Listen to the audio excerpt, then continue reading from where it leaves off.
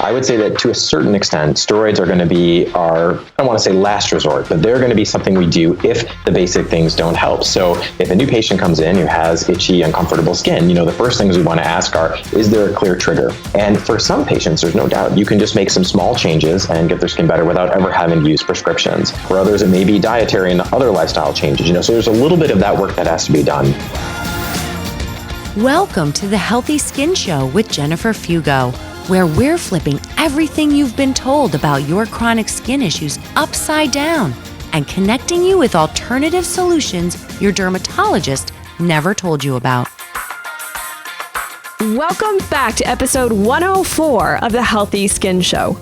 In today's episode, I wanted to bring back one of our favorite guests to talk about the right way, the appropriate way to use topical steroid creams. So this can apply to any skin condition because topical steroids tend to be the go-to medication of choice most of the time. The first option that you're handed is usually topical steroids. With that said, we're then going to dive into some alternatives that may also be helpful so that you don't just have to rely on topical steroid creams and you can discuss the options with your doctor.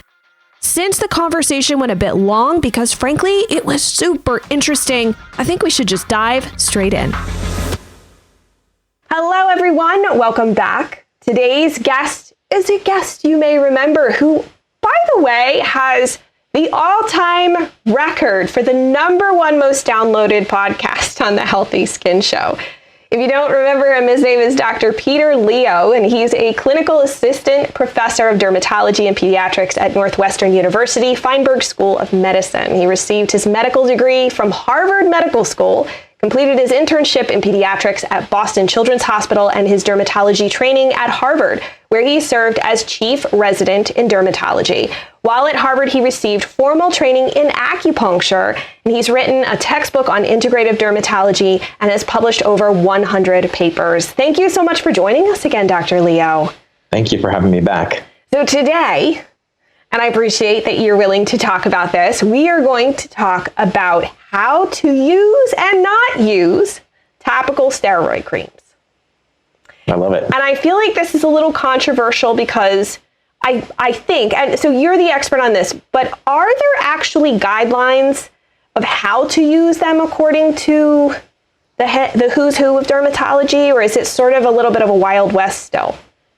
I would say you're right. I think that it is a little bit of a Wild West to some degree. I think there are general guidelines, but the interpretation is pretty wide open. And that's why I think you see a huge variability. I think many doctors and health practitioners who use steroids are pretty responsible and use them correctly. But for every, 5 or 6 great people that do it right, there's a couple of folks who maybe don't or are more cavalier. And sometimes it's well-intentioned. I don't think anybody's trying to poison people. I mean, I really think they're genuinely trying to get people better. But if you're not paying attention to it, I think you can get into trouble with them more easily than people realize. That familiarity breeds too much, I think, comfort with them sometimes. Yeah. And also, too, someone else whom I've interviewed, she's a patient, has made this case that, sometimes you have this big tube.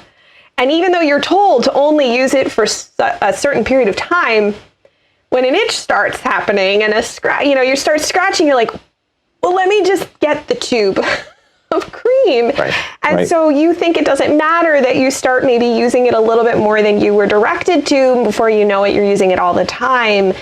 So why don't you tell us, how should someone, generally speaking, be using steroid creams?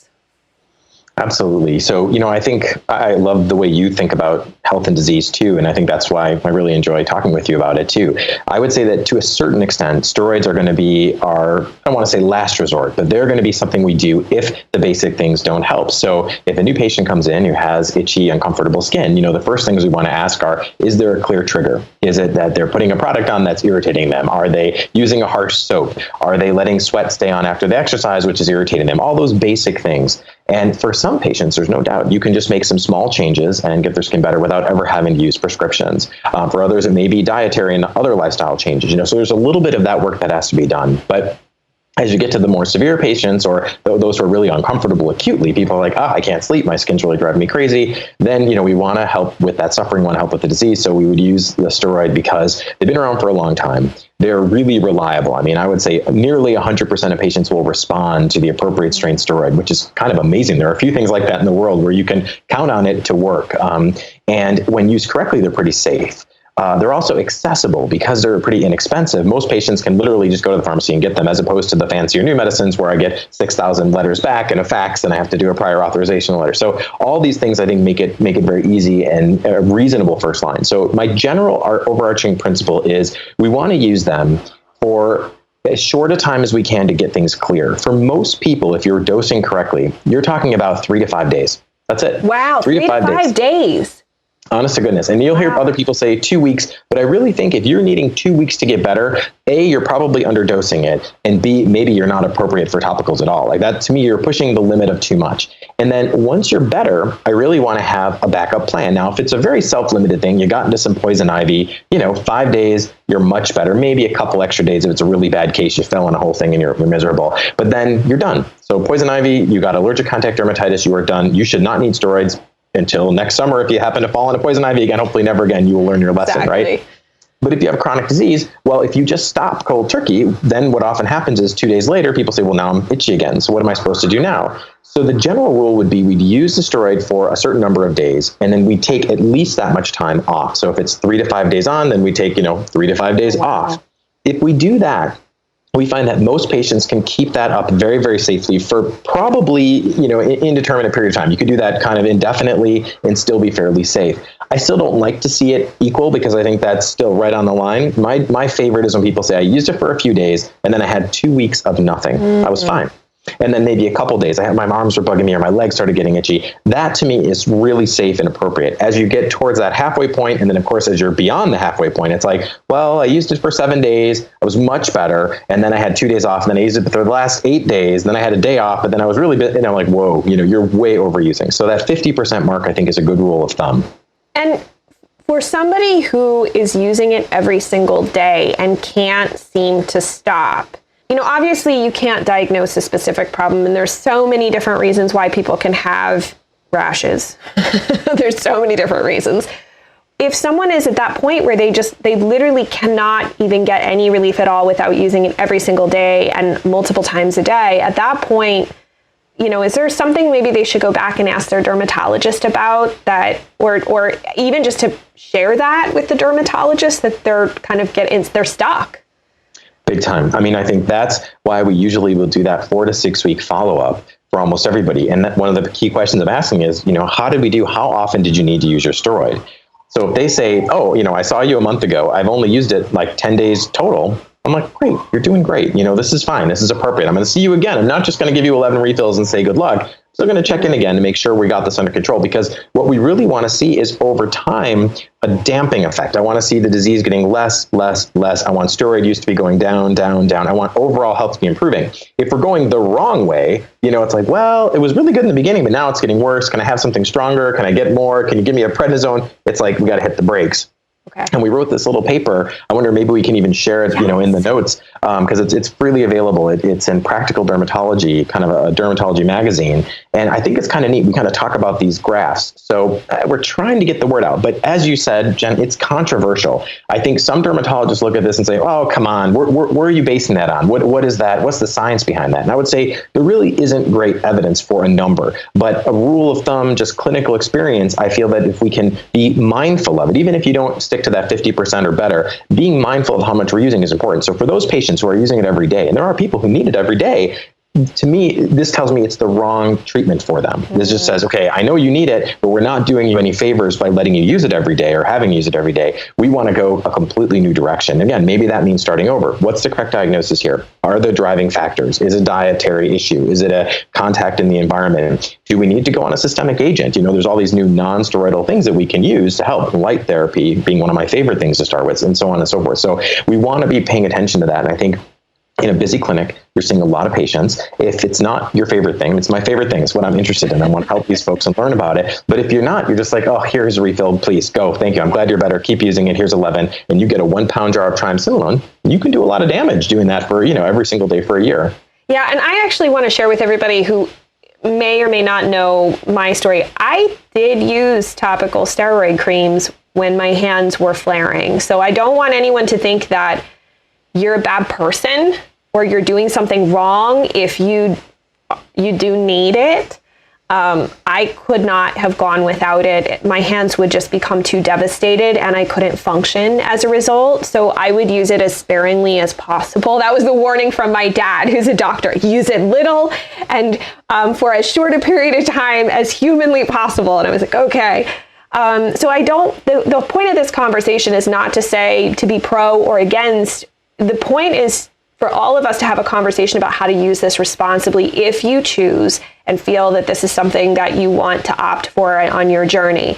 Because there is something called topical steroid withdrawal. So can you talk a little bit about what that is?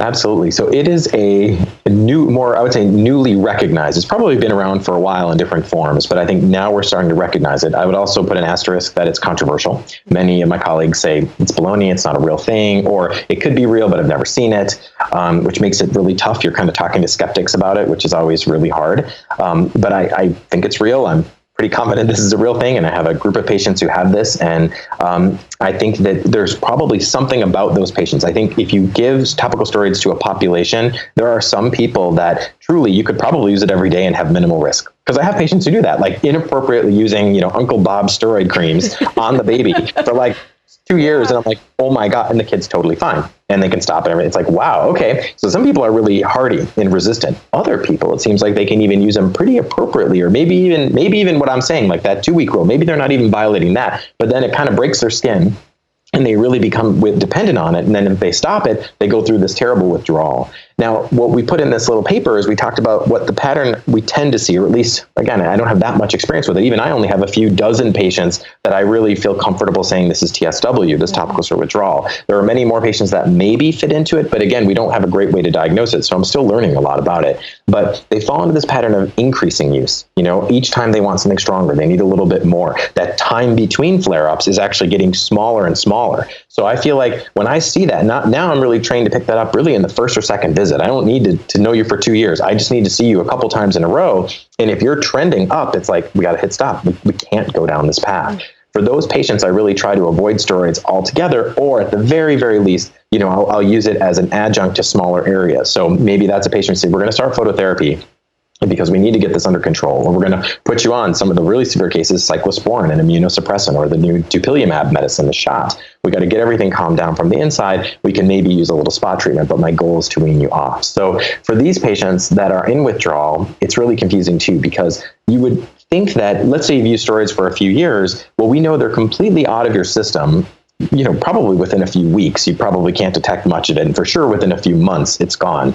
But these patients will withdraw for months or years. I've had patients now who said they've been through, 3 or 5 years of continuous withdrawal. And that's confusing because for me at that point, I feel they're probably not withdrawing anymore. Now, I feel like they have kind of been damaged by the steroids, and I'm worried that some of the patients will just keep waiting. Like, eventually I'll get through this. It's like a drug withdrawal, but I'm like, I think if it's been more than a few months, I'm skeptical that it's going to just get better on its own. It may, and I want it to, but I just feel bad if people are sitting there suffering without any treatment. Obviously, I'm not going to use steroids anymore. I don't want to go near them with steroids. But again, there are these other things, from the biologic agents to phototherapy to other immunosuppressants, but also even just really good skincare. And there's kind of a movement in that group of patients to sort of avoid moisturizer. They call it moisturizer withdrawal too. Yes, I have read a bit about that technique, and the pictures are hard to look at of people who go through that. I will be honest, and I'll share some information and the links about that, just so that everybody listening can obviously see some photos of what folks who've gone through this look like. And my understanding too of topical steroid withdrawal is you could use the steroid even just on a section of your body, right? So it's not even full body. And yet that could trigger this full body, because that's the thing, it's not just in a spot. It's like a full body explosion of redness, dryness. Oh my gosh, people are just so uncomfortable and in pain, and a lot of times can't work, and it's very debilitating. Exactly right. Yeah. And, one thing I'm curious about, too, I've read a little bit that the other thing is we have to be careful what areas we use steroid creams on. I've heard conflicting information, so I figured you're the best person to ask. Any thoughts on what happens when it's like your face or around the eyes when it comes to that? Yeah, I mean, there definitely are some really sensitive spots in the body. Eyelids in particular, the genitalia, the skin is very thin there as well. Even all the folds, neck, armpits, those are very, very sensitive areas. So we have to be careful, but we still sometimes need to use them. And one of the hard parts is we'll get these conflicting messages. We'll have a patient with terrible eyelid dermatitis. They're weeping and irritated and their eyes are swelling shut. And we need to put a topical steroid on there, in part maybe because I don't want to put them on oral steroid, right? So I'm going to try to use it just topically, which I think is definitely more conservative than putting them by mouth or by vein. It's like then you're going to have to it's pumping through your blood. And the pharmacist was like, oh my gosh, don't put that on your face. It's dangerous. And then the poor patient feels confused. They're like, well, wait a minute. My doctor, I trust this person, but now this other trusted person is telling me this is dangerous. And of course, it's very funny because the same person, the same pharmacist will have no trouble filling a prednisone pack, which again, literally is now pumping through the veins and arteries of your eye. Like we have literally put this right inside your eye, as opposed to I'm just putting a little bit on your skin. So again, if I didn't have to, I wouldn't put anybody on it. But in those times, I think we'd prefer to use topical steroids, even in those sensitive areas. We just have to be extra careful. We want to watch the potency. We don't want to necessarily do it as strong as we would in other areas of the body. And most importantly, we want to watch the time. So a few days usually is enough for those eyes. We're not having to usually do it for even, 5 days a lot of times, just 2 or 3 days of appropriate strength. People say, I'm so much better. And then maybe we can drop down to a non-steroidal agent. So we have our tacrolimus, our pimecrolimus, and crisaborole. And I'll use the brand names here just because those are kind of obscure, but Protopic, Elidil, and Eucrisa. Those are 3 non-steroidal agents that we have. They're not perfect. In fact, I would argue they're far from perfect, but they're welcome because if people say, I don't want to use steroids, or I can't, or I've used them for a while, what else do I use? That's kind of our entire bag of tricks outside of our natural and alternative treatments. We really just have those 3 topical agents, although I'm happy to say there's a bunch of things in the pipeline now. So hopefully in the next few years, we're going to actually have a much broader palette. Yeah. And I also want to add, being the daughter of an ophthalmologist, that anytime you put anything on or around the eye, it has to say for ophthalmic use on the medication. So you can't just put anything around your eye because it will melt. It will go in the eye, and you do not want to end up at the ophthalmologist with your eyes burning. And sometimes it can really injure the eye itself. It's very true. We have to be super careful, and we really want to be careful anything in the eye in particular. So these medicines would really just be for on the skin alone. That's a great point. Yeah. And so let's actually talk for a moment about Eucrisa. I've had some clients who've, opted for that because they found that they just got to a point where they were too afraid to use steroid creams. So what exactly is Eucrisa, and how does it differ from something like a topical steroid, aside from it being non-steroidal? Right. No, that's a great question. And it's a big breakthrough in a lot of ways. It came about from some really interesting chemistry they've been working on for like more than a decade. And they found that the element boron has some very unique properties, and they were able to make molecules that were really different. Nobody had ever used boron in drug design. Usually mostly carbon-based systems, but they were able to do this boron chemistry that did some neat stuff. So one of the products they made was a cool antifungal. So it killed toenail fungus and fungus in the body. And then they found that there was another thing that could block this inflammatory enzyme called phosphodiesterase 4. And this is for a long time, since the 80s, has been known to be important in atopic dermatitis and eczema. It kind of drives inflammation. It's sort of imagine like a little loudspeaker saying, come on, soldiers, cause trouble, whipping everybody up into a frenzy, driving it. Well, steroids kind of shut everything down, right? They just close the whole system, which has some good effect because it makes you feel better quickly. But the bad effect is that it also makes you potentially susceptible to infection, right? When you suppress the whole system, everything shuts down. What this does, it very carefully targets that phosphodiesterase enzyme and just quiets it down. It doesn't affect any of the other parts of the immune system, doesn't screw up your ability to fight infection, all those things. So by being much more targeted, it's a lot safer. It also doesn't affect the blood vessels, which is one of the key things that steroids do, which is something we think is probably related to TSW. That part of that's a vascular phenomenon. So when you put topical steroids on, your blood vessels constrict. And if you keep doing that, then they kind of rebound and dilate, which is part of why we think people with TSW are bright red all the time. Their blood vessels are kind of broken from that. This doesn't do that at all. So that's the pluses. So targeted, anti-inflammatory, anti-itch, which is great. What are the minuses, right? You don't get anything for nothing. The biggest minus is that it's pretty modest effect. It's a mild to kind of moderate sort of effect in terms of that inflammation. If you put it on hot eczema, like really inflamed, many of my patients say not only didn't it help that much, it burned a lot. So stinging and burning is an important issue, especially when the skin's really hot. It's also expensive. It's a new medicine. They poured literally billions of dollars into developing it. So of course it costs a ton of money right now. They don't have a generic. So all those things work against it, unfortunately. But for the right patient, it is a lifesaver. So I'll often use topical steroids for a few days, get things better. When they're better, they can switch to the Eucrisa. And a lot of my patients are like, okay, this actually is great. It doesn't burn now that my skin's better. We took the edge off, but it's actually keeping them better, especially for hands. I'm finding it really helpful, and it almost never stings on the hands. So that's a real godsend for those patients. But many patients have tried it and didn't like it. And a lot of dermatologists are kind of soured because they're like, it's expensive. I couldn't get it covered for the patient, and it didn't work that well. So it's kind of a niche drug.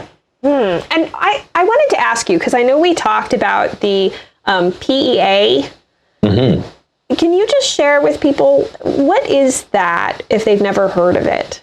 Yeah, that was, in that cannabinoid discussion. Yes. So one of the natural cannabinoids are, sort of derivatives of that hemp plant and in the marijuana sort of family tree is that PEA, which is another anti-inflammatory compound. And it's been featured in a couple of different products over the years. The most recent one that was actually a prescription barrier device that you could actually write a prescription for and patients could use it. I don't even think it's on the market anymore, but it was called Atopiclair. So Atopiclair had PEA, and there are a couple other like moisturizers that now have it. And it's cool. It really does show some anti-inflammatory effect. It's probably even weaker still, if steroids are the strongest and our Eucrisas maybe kind of in the middle, this is real modest. But again, for certain patients, it could be just enough maybe to keep them out of trouble or just enough to control some of that inflammation. That's kind of my interest in natural medicine too. Can we find things, maybe they're not as good. I'm not going to argue. We're not going to go head to head against steroids. Exactly. Fine. But we don't need to either, right? We could use a steroid for a little, but then can we have things that'll help keep things calm? So that is definitely something that's kind of neat. That's awesome. Well, I like to give people options. I think that's important because I didn't know what other options there were. I was just told Vanny cream, topical steroid, and Vaseline. That was about it. and in defense of, whatever poor dermatologist we're ripping on right now, there wasn't that much stuff before. And so finally, we have some new options. When I got into this area about 11 years ago now, that really kind of was it. And we just had so few things. Now we have a couple of other things. And I've also kind of tried to bring in more and more natural stuff. So in the natural domain, anti-inflammatories that we can use as steroid replacements or steroid extenders, so we could use it a little bit and then put those steroids away for a while. How do we extend that time? So one of the things I love is vitamin B12, topical vitamin B12. I don't remember if we ever talked about it. I think so. Do tell. Yeah, this is kind of an interesting story. So when my daughter was little, she had moderate atopic dermatitis, kind of irony of ironies. She also has food allergy, which really stinks. And that really doesn't run in our family. So I don't know where that came from, how that all appeared, but it just did. And I didn't want to use too much steroids on her either. I used some, get her under control. But if we needed more, I was like, I really want to give her time in between. So I had come across this vitamin B12 topical compound that seemed to help. And actually, it really looks like some drug companies were studying it because the studies are beautiful. They're like hundreds of people. They're randomized, controlled, double-blinded. This is quality evidence. In the natural world, we don't get these because these are expensive to run. So, like a nice hemp oil company doesn't usually do that. They don't have, these are not even hundreds of thousands. These could be millions of dollars of trials. You've got to sell a lot of, $9 hemp oil on Amazon or something to pay for that. It just doesn't happen. But a drug company, part of the reason the drugs are so darn expensive is because the regulatory burden's high. Anyways, I saw these papers and I'm like, how do I get this? So I'm Googling around trying to find it. Couldn't find it. A couple of weird, sketchy sites. I'm like, I don't want to put this on my kid. So I called a compounder in Chicago who does lots of cool natural stuff. He actually is a perfumist. He does perfumes and natural oils, and so he's amazing. So I said, Ted, can you do this? He's like, well, yeah, it's dead simple. I can get the B12 powder. I'll put it in a really nice natural, like a shea butter base for you. And we did this, and and it turns out, so B12 is like crimson red as a powder. We put it in this white base. It became pink. So we call it Pink Magic, and we've had it in our office for many years, and lots of patients like it. Again, it's very, very modest effect, but it is very soothing. And for some people, they say, you know what, when I do the Pink Magic, it actually lets me go far longer. I can go 2 full weeks without needing a steroid. So that's something. Another thing that I'm really interested in for kind of, again, maintaining that is there is a plant extract called cardiospermum. And cardiospermum plant extract is there are a couple products, and there's one product you can get at most drugstores, and it's good. Some people like it, but the actual cream base is really crummy. It's like preservatives and junky. So I feel like some people it would help, but others it would irritate. So I don't love it. So I talked to a friend of mine who has a moisturizer company, and I was telling her this. I'd love someone to get cardiospermum, and she's, let me get back to you. So I kid you not, just like this in the last couple of years, she said, I'm going to work on it. And she said, well, I can't find any good supplier. And there's one supplier in India, but I don't really like their stuff. So I'm going to grow it for you. And I'm like, okay, call me, let me know. I kid you not, this summer, she sends me pictures of these gorgeous plants all over the place. She has like a special greenhouse area to grow. She's like, it's growing like mad. She's like, I'm going to have a crop. I'm going to put this together for you, and you can give this to your patients. I'm like, amazing. So stay tuned on cardiospermum. That could be something really big. And I think we're always looking for stuff kind of like that. And so I know people are going to go, wait, the pink magic. So is that available for people to purchase? Or? It is. We do have a version at our office, which people can call and we can ship it to you. It's very safe. You can also, if you Google it, my name will come up because we've talked about it for the National Eczema Association, and we have the formula. So you could have like a compounding pharmacy, or if you have a person like Ted who puts stuff together naturally, they can put it together for you. It's very, very simple. I mean, literally, it's 0.07% vitamin B12 powder by weight in whatever moisturizer base you want. And then I actually list out the full recipe, the whatever proprietary cream that they studied in the research paper. So you can actually see all that. So we'll put the link maybe in the notes too, because I'll send you the. Because I know people would love to learn about that. I think I had seen a talk that you had given maybe where it was mentioned, but I didn't fully understand what it was about. So I'm really glad that I asked you this. Kind of cool, right? I didn't anticipate us going here, but I think this is like really cool stuff. That's what this is about. It's like, let's share the ideas and help people get better. So, oh my goodness, mind blown yet again. Every time I talk to you, you blow my mind. I'm sure everyone listening to this is going to love this episode. And so, you are in private practice, so we'll have all of your information below so that people can contact you. And then, you're like one of my favorite guests. So of course, we'll probably have you come back for something else sometime. But I just want to thank you so much for not just being so interested in so many things and genuinely wanting to help patients everywhere to get a solution so they can live a better life, but also your willingness to come and talk on these topics and share about it. It's so wonderful. And I know everyone else listening really appreciates it. It's my pleasure. Thank you so much for having me. Absolutely. I absolutely love that Dr. Peter Leo is so willing to join us again and again and share his wisdom. He is so generous, right? I initially asked him to have this conversation because I've had an increasing number of clients and listeners who have shared concern with me that they were never truly directed on how to use steroid creams. They've been told that they could just use them endlessly, or they've continued to buy over-the-counter hydrocortisone products and use them daily without realizing that there could be consequences to that. As with any and all medication, you want to have an open dialogue with your doctor about how to use it correctly to avoid the negative consequences that can result, especially when it comes to topical steroids. I promise you that I will be covering this more and more over the next number of months, especially after hearing Louise King's story in episode 96 about what can happen with topical steroid overuse. All of the resources that we discussed in today's episode can be found at skinterrupt.com/104. If you've got any questions or comments, head on over there, leave them so that way we can keep the conversation going. And if you haven't done so yet, go onto your podcast platform of choice, rate and review the podcast, and then make sure to hit the subscribe button. That way, the next episode will just land on your device without you having to do a thing. And if you know anyone who's using topical steroids, please share this episode with them. That way, they can also benefit from the wisdom that's being shared here in this episode. With that said, thank you so much for tuning in, and I look forward to seeing you in the next episode.